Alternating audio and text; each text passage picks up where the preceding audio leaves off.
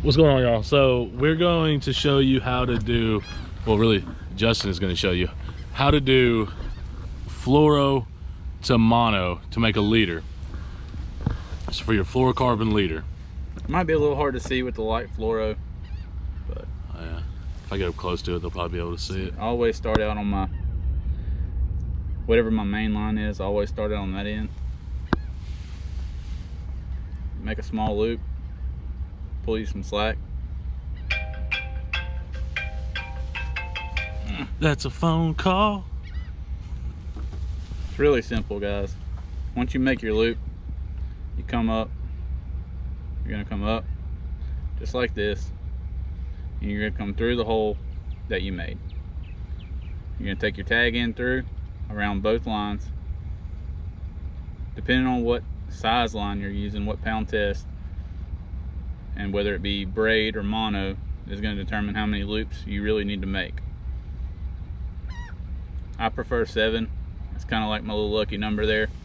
7 seems to work good. Caught a lot of fish. Haven't had a failure. If the knot's tied properly, you're not going to have a failure. So you leave that one loose. You don't cinch it down until you get your other side tied. Same thing, we're going to make a loop.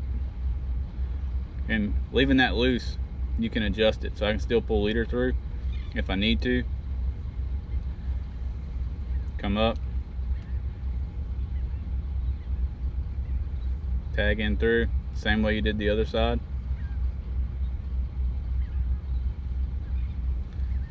I got big fingers, so you might not be able to see it all. You're just taking the tag in through the loop.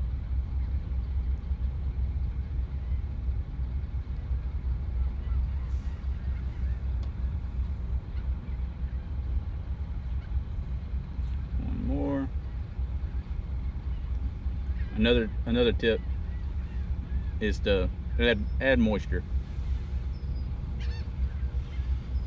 Pull it tight. Grab your leader end and your main line end and pull them against each other. You might have a little ball up like that. It's not a big deal. Grab your tag in, pull it tight.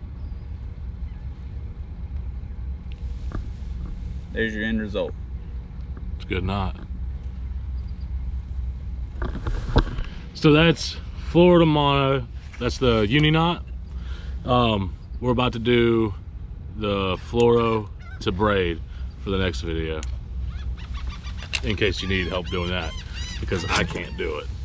I can do it to braid to mono, but fluoro I have to braid kills me. It's slick. It likes to slide off. It doesn't like to grab. And what I recommend when you're using fluoro to braid is you can, especially like right now, this is 12-pound Seaguar and Vizex fluorocarbon, and like if you're tying to a 17-pound or a 20-pound, let's say Power Pro Super Slick braid, it's really hard to get that braid to cinch down, and it's really hard to get the fluoro to cinch down that braid tight enough to get a hold. So I recommend possibly 10 loops. Go take your tag line through 10 times and just make sure it gets enough to cinch down. And the key thing on that is adding the moisture and pulling them against each other. And once you pull them against each other, it's going to cinch down on both sides, and it's not going to have that give.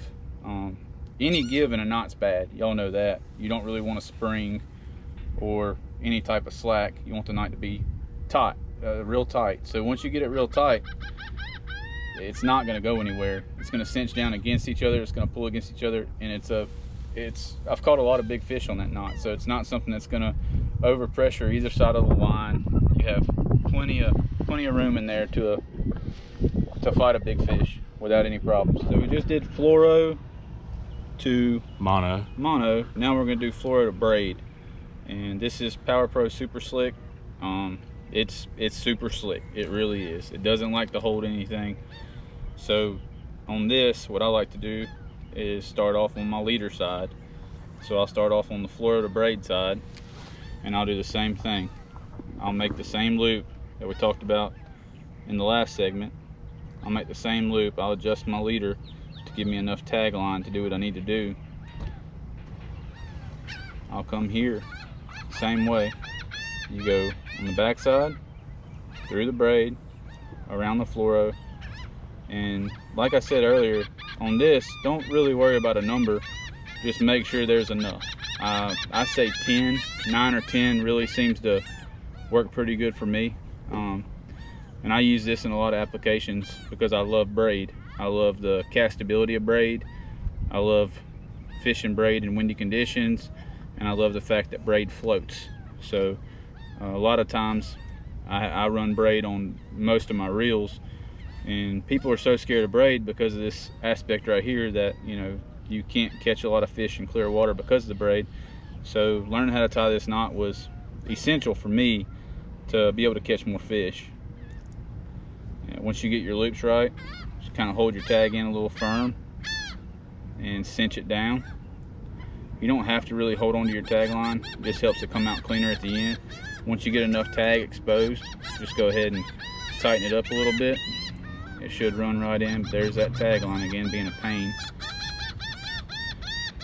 You don't want to get it real tight, you just want to get it to where it'll cinch down real good how you want it to. So then you come to this side and you do the same thing. You're going to make your loop. Once you make your loop, you're going to do the same thing on this side. You might not be able to see real good. You get the basic concept. You come through the loop with your tag line and you do that several times. I say on this end I like to run 9 or 10. I'm sure somebody out there doesn't want to run 9 or 10 for whatever reason. If you have a reason, then post it. Love to know.